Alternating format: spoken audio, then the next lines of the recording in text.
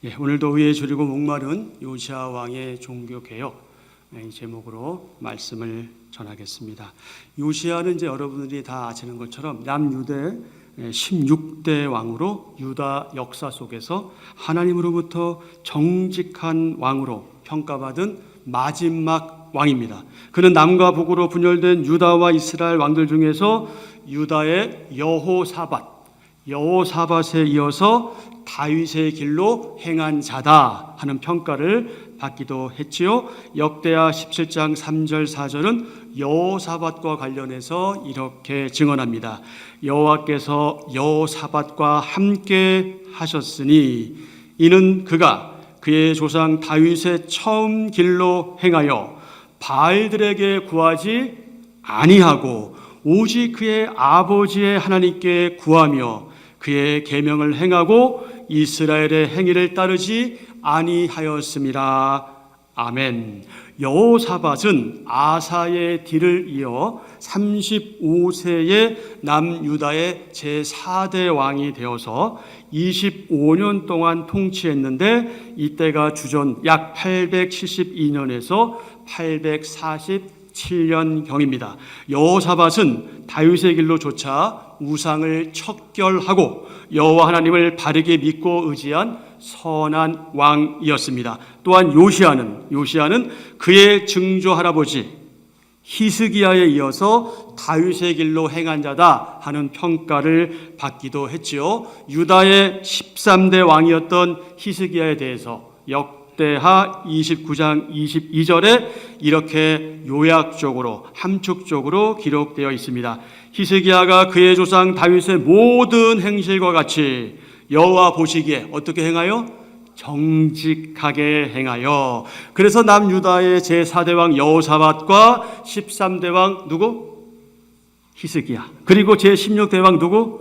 요시야. 이 세 사람을 뭐라고 부르냐면 남유다의 트리오, 남유다의 선한 왕 트리오, 이렇게 부르기도 하고 알려져 있습니다. 트리오는요, 어떤 행동을 같이 하기 위해서 세 사람으로 짜여진 무리, 이게 트리오거든요. 그러니까 세 사람이죠. 누구였어요? 여호사밧, 히스기야, 그리고 요시야, 남유다의 선한 왕 트리오. 그렇습니다. 의에 줄이고 목마른 요시야는 그렇게도 하나님의 성전을 건축하기를 원했던 다윗, 또 성전을 건축한 솔로몬, 그리고 히스기야와 마찬가지로 이 성전에 대한 깊은 관심을 가졌고 그것에 헌신했죠. 레위인 성전 봉사자들의 조직 체계를 세웠고요. 율법에 대해서 절대 순종했고 하나님의 언약 이런 거 있어서도 요시야는 다윗의 길과 연장선에 있었다. 본문 2절 말씀에 의하면 여호와 보시기에 정직하게 행하여 그의 조상 다윗의 길로 걸은 요시야는 좌우로 치우치지 않았다. 이로써 요시야는 여호와의 율법, 하나님의 말씀, 그 말씀에 전적으로 순종한 왕이었다 하는 사실을 우리는 확인하게 됩니다. 이런 요시야의 순종은 율법을 읽고 하나님의 교훈과 그 계명에서 좌우로 치우치지 말라는 이것에 대한 순종이었는데 그것이 뭐냐? 왕의 규례입니다. 왕의 규례. 이것에 대한 순종이었죠. 신명기 17장 14절 이하의 말씀입니다. 14절, 내가 내 하나님 여호와께서 내게 주시는 땅에 이르러 그 땅을 차지하고 거주할 때에 만일 우리도 우리 주위의 모든 민족들 같이 우리 위에 왕을 세워야 하겠다는 생각이 나거든 반드시 내 하나님 여호와께서 택하신 자를 내 위에 왕으로 세울 것이며 내 위에 왕을 세우려면 내 형제 중에서 한 사람을 할 것이요 내 형제 아닌 타국인을 내 위에 세우지 말 것이며 그는 병마를 많이 두지 말 것이요 병마를 많이 얻으려고 그 백성을 애굽으로 돌아가게 하지 말 것이니 이는 여호와께서 너희에게 이르시기를 너희가 이후에는 그 길로 다시 돌아가지 말 것이라 하였음이며 그에게 아내를 많이 두어 그의 마음이 미혹되게 하지 말 것이며 자기를 위하여 은금을 많이 쌓지 말 것이니라. 그가 왕위에 오르거든 이 율법서의 등사본을 레위 사람 제사장 앞에서 책에 기록하여. 아멘. 가나안에 들어가기 전에 모세가 마지막으로 이스라엘 백성들에게 이 말씀을 전해준 것이죠. 자, 19절. 평생에 자기 옆에 두고 읽어 그의 하나님 여호와 경외하기를 배우며 이 율법의 모든 말과 이 규례를 지켜 행할 것이라. 그리하면 그의 마음이 그의 형제 위에 교만하지 아니하고 이 명령에서 떠나 좌로나 우로나 치우치지 아니하리니 이스라엘 중에서 그와 그의 자손이 왕 위에 있는 날이 장구하리라. 아멘. 이 왕의 규례는 이스라엘의 왕이 될 자격과 또 왕된 자가 반드시 준수해야 하는 세 가지의 금지사항이 있음을 확인할 수 있습니다. 먼저 15절에 의하면 이스라엘 왕이 될 사람의 자격은 두 가지다. 두 가지. 다만 두 가지. 다른 것 없어요. 일단 두 가지가 제시되어 있죠. 첫 번째는 뭡니까? 당연히 하나님께서 선택하신 자여야 한다. 두 번째, 당연히 이스라엘 백성 중에서 왕이 되어야 한다. 하나님께서는 비록 이스라엘의 왕정 제도를 원하지 않으셨지만 그럼에도 왕을 세워서 이스라엘을 다스리도록 그렇게 허용하셨습니다. 우리는 그 예를 누구를 통해서 볼 수 있습니까? 사무엘을 통해서 확인할 수 있죠. 사무엘상 8장에서 확인할 수 있습니다. 4절 이하의 말씀입니다. 이스라엘 모든 장로가 모여 라마에 있는 사무엘에게 나아가서 그에게 이르되 보소서 당신은 늙고 당신의 아들들은 당신의 행위를 따르지 아니하니 모든 나라와 같이 우리에게 왕을 세워 우리를 다스리게 하소서 한지라. 우리에게 왕을 주어 우리를 다스리게 하라 했을 때에 사무엘이 그것을 기뻐하지 아니하여 여호와께 기도하매 여호와께서 사무엘에게 이르시되 백성이 내게 한 말을 다 들으라. 이는 그들이 너를 버림이 아니요 나를 버려 자기들의 왕이 되지 못하게 함이니라. 내가 그들을 애굽에서 인도하여 낸 날부터 오늘까지 그들이 모든 행사로 나를 버리고 다른 신들을 섬긴같이 내게도 그리하는도다. 그러므로 그들의 말을 듣되 그들에게 엄히 경고하고 그들을 다스릴 왕의 제도를 가르치라. 아멘. 아멘. 자, 또 넘어가서요. 19절부터. 자, 19절부터 백성이 사무엘의 말 듣기를 거절하여 이르되 아니로소이다. 우리도 우리 왕이 있어야 하리니 우리도 다른 나라들 같이 되어 우리의 왕이 우리를 다스리며 우리 앞에 나가서 우리의 싸움을 싸워야 할 것이니다 하는지라. 사무엘이 백성의 말을 다 듣고 여호와께 아뢰매 여호와께서 사무엘에게 이르시되 그들의 말을 들어 왕을 세우라 하시니 사무엘이 이스라엘 사람들에게 이르되 너희는 각기 성읍으로 돌아가라 하니라. 아멘. 여러분, 그렇다면 이스라엘 백성이 왕을 원한 것, 그거 잘못된 걸까요? 왕을 원한 것, 왕을 요구한 것, 그거 잘못된 일일까요? 아니, 오히려 그 당시에 왕이 존재해야 좀 더 튼튼한 국방력을 가지고 나라가 잘 되는 것, 그것이 당연한 게 아닐까요? 도대체 뭐가 문제일까요? 뭐가 문제인데 하나님도 불편해하셨고 하나님의 종인 선지자 사무엘도 그들의 요구에 대해서 불편해했을까요? 물론 그들이 왕을 요구한 것 자체가 잘못된 것 아닙니다. 문제가 있는 것도 아닙니다. 그게 문제될 건 없어요.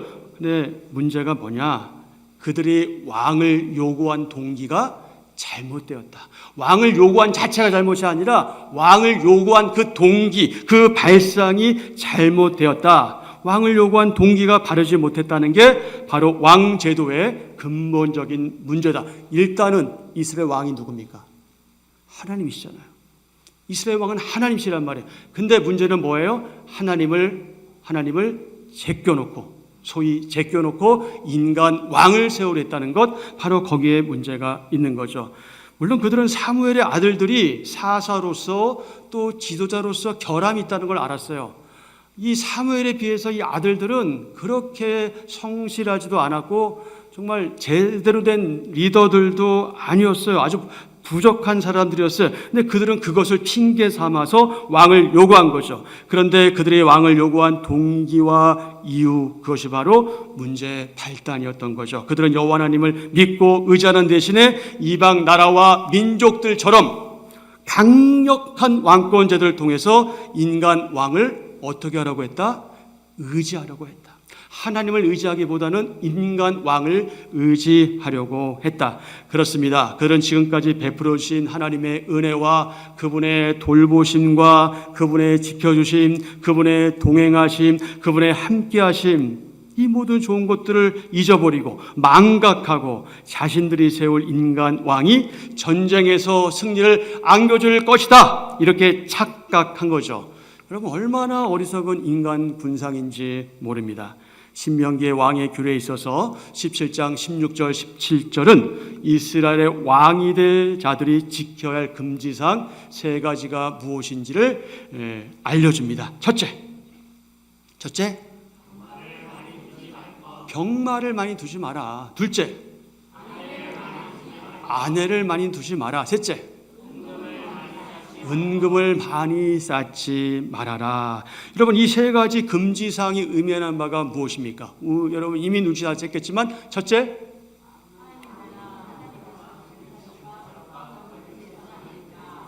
왕은 하나님보다, 하나님 대신 군사력과 국방력을 의지해서는 안 된다. 국방력이 중요하지 않다는 게 아니에요. 국방력 중요하죠. 그러나 모든 것을 책임져 주시고 모든 것을 이끄시는 하나님을 제외한 것, 그것은 의미가 없다. 둘째,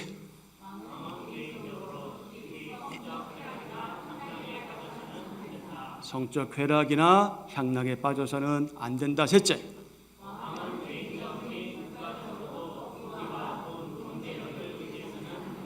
네, 이 3가지 금지사항, 그때의 왕에게만 해당되는 것이 아니죠.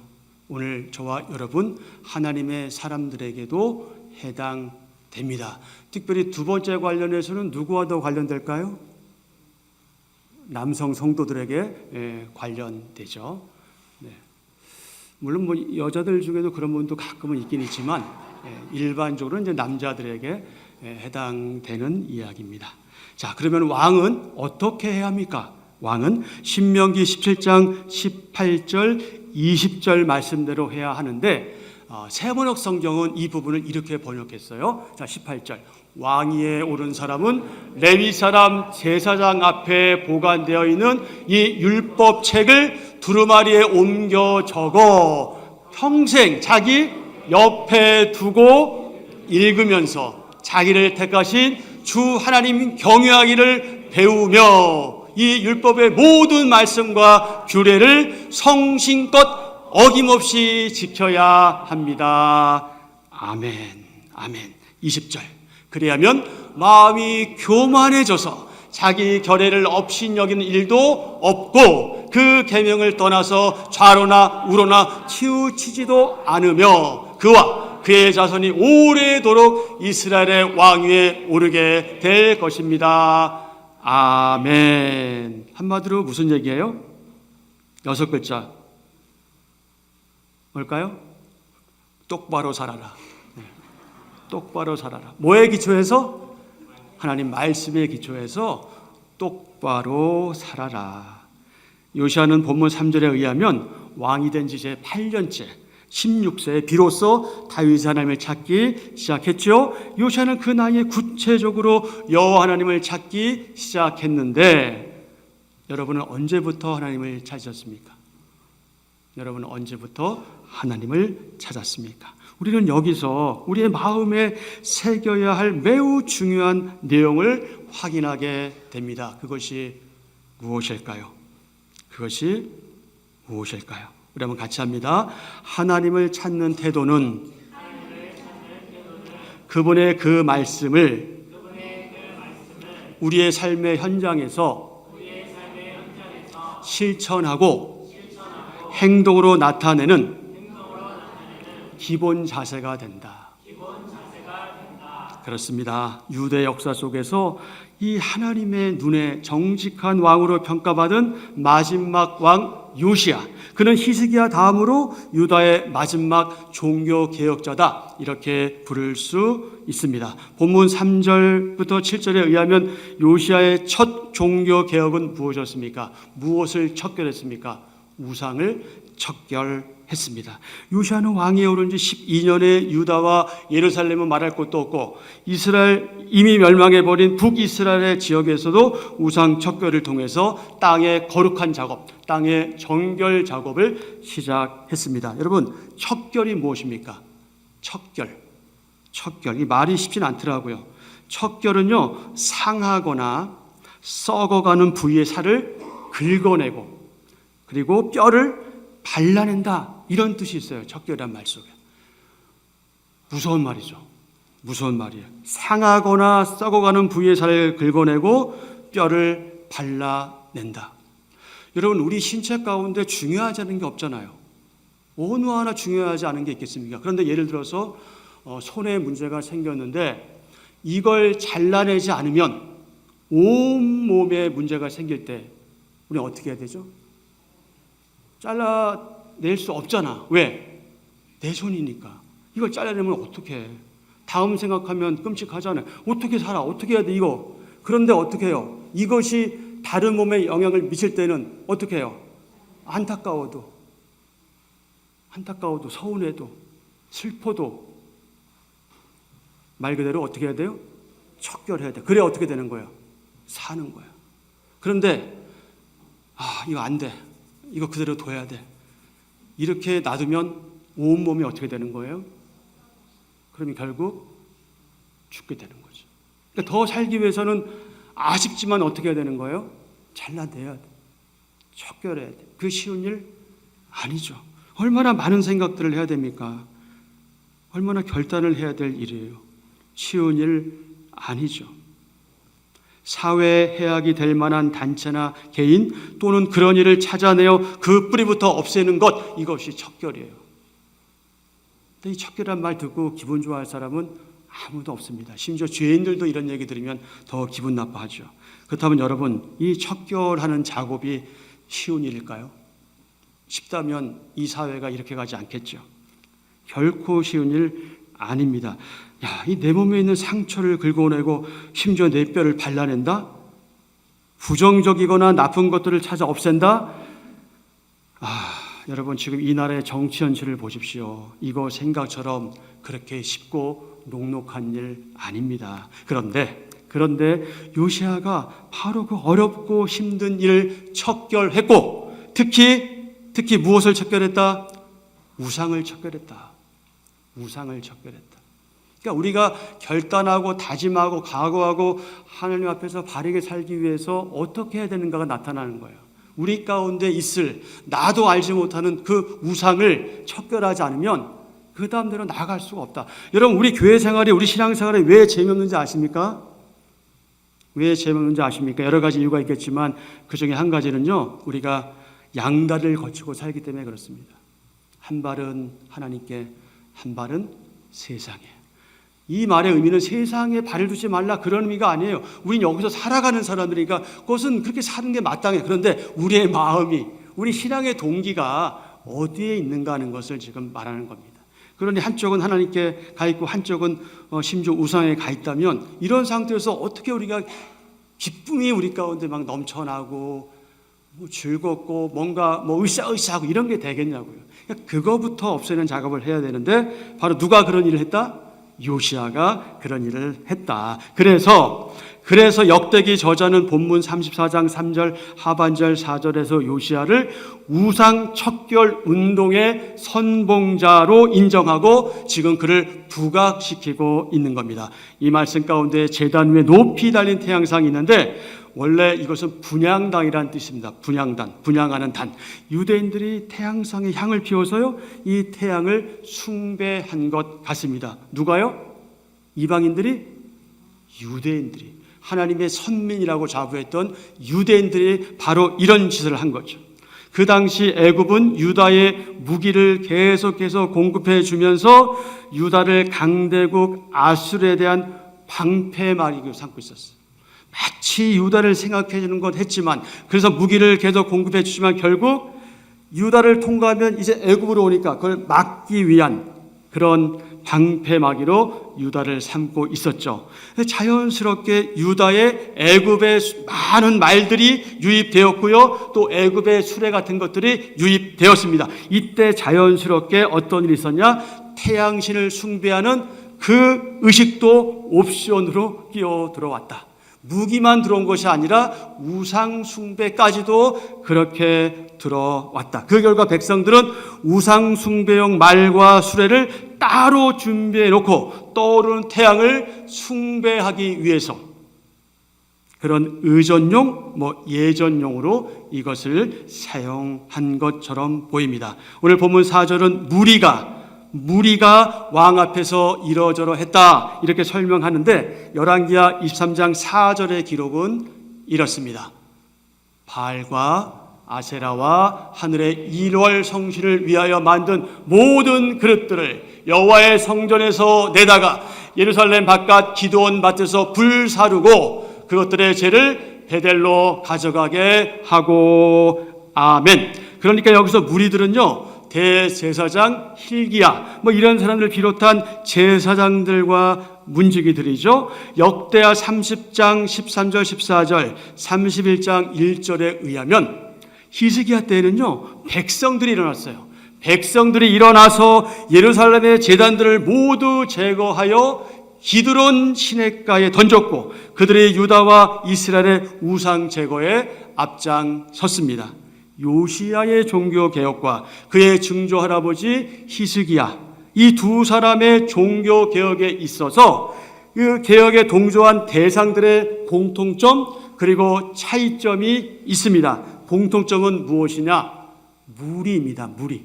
많은 사람들, 무리. 그럼 차이점은 무엇일까요? 히스기야의 종교개혁에서 무리는 누구였냐? 일반 백성이었습니다. 현대 교회 용어로 말하면 저 같은 목회자가 아닌 비목회자, 즉 여러분입니다. 히스기야의 종교개혁에서는 백성들의 그 자발적인 참여와 그들의 하나된 단합과 열심이 강조됩니다. 그런데 요시야의 종교개혁에 있어서 무리는 말하자면, 요즘 말로 말하면 누구냐?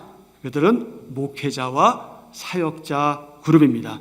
이는 백성들의 참여보다는 종교 지도자들과 함께 동역한 요시야 왕의 개혁 추진력에 방점이 있습니다. 히스기야의 아들 므낫세와 그의 손자 아몬의 통치 기간 동안 유다는 특히 이 우상 숭배로 나라가 온통 황폐해졌습니다. 절망적인 상황이었죠. 바로 그런 암울한 시기에, 소망 없는 시기에 히스기야의 증손자 요시야가 적극적으로 무엇을 감행했다? 종교개혁을 감행했다. 사랑하는 지체 여러분, 지금 이 시대는 어디나 할 것 없이 제2의 종교개혁이 필요하다. 종교개혁이 일어나야 한다. 이런 종교개혁이 요구될 만큼 이 중세교회의 암흑기 때와 닮아도 너무나 많이 닮아 있습니다. 도대체 이 어쩔 수 없는 세대를 어찌해야 할까요? 좀 심하게 말하면 등 따시고 배부르니 하나님을 배반합니다. 배고프고 힘들고 슬프고 낙담되고 뭔가 소망이 없을 때는 그래도 나름대로 하나님께 매달리죠. 주여 저를 도우소서, 저를 불쌍히 도우소서. 제가 어찌해야 됩니까?